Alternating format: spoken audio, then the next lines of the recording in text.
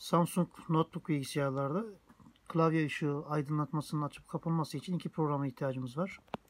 Bir tanesi şu görmüş olduğunuz Easy Settings programı. Diğeri de Easy Display Manager dediğimiz program. Bu ikisini kurup bilgisayarımızı yeniden başlattıktan sonra şu görmüş olduğunuz program gelecek karşımıza. Burada isterseniz Fn tuşlarıyla şöyle görmüş olduğunuz gibi klavyeyi şöyle aydınlatmasını kapatabilirsiniz. İsterseniz arttırabilirsiniz Fn tuşları yardımıyla. Veya programı açtığınızda buradaki ekran aydınlatması olsun.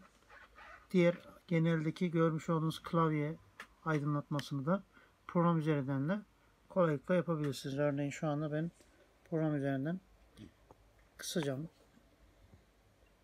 Şöyle kapattım. Tekrar program üzerinden açtım bu şekilde. Neydi bu?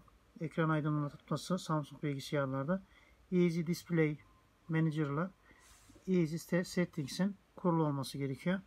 Ve diğer tüm driver'ların da güncel olması gerekiyor. Bu şekilde yaparaktan Asus notebook bilgisayarlardaki klavye aydınlatmasını çalıştırabilirsiniz. Bu iki programı ben videonun açıklama kısmında sizlere vereceğim.